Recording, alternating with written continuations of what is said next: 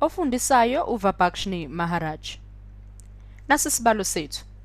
Kuthiwa eGrindhouse indlu lena ekudayisa khona edliwayo.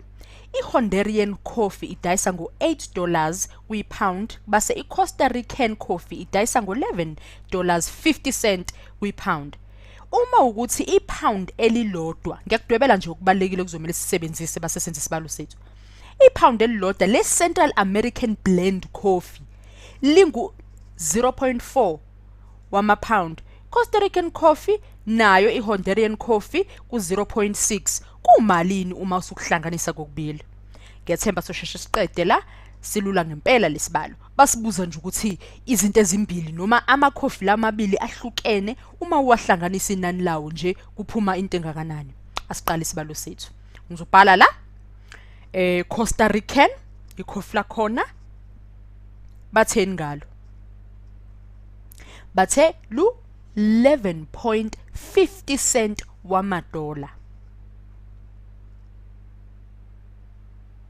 Ngingathi nje slash ngibhale uLB wethu. uLB wethu lona usimele ama-pound. Mina ngifuna elingakanani? La 0.4 wama-pound. Ama-pound ayasusana. 11.50 cent ke lo. Ekuhlanganiseni noma ekuphindaphindeni no 4 usipha malini?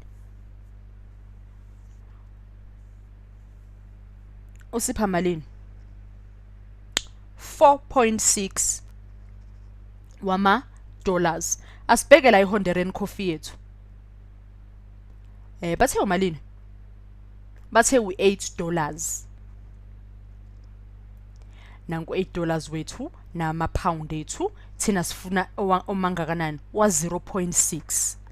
Sifuna kwa 0.6 ama-pound ethu njengenjwayelo yazosusana.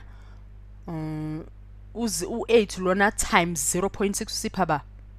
Usipha 4.8. Kwalula ke. Ukuhlanganisa nje ukuthi into izokubiza malini uma uyoyithenga esinde sithize.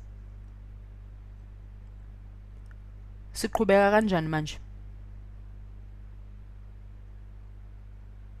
Angithi umbuzo sibuza ukuthi ipound elilodwa lizobiza malini? 6 no 8 siyabamba u1 wethu sipha ba?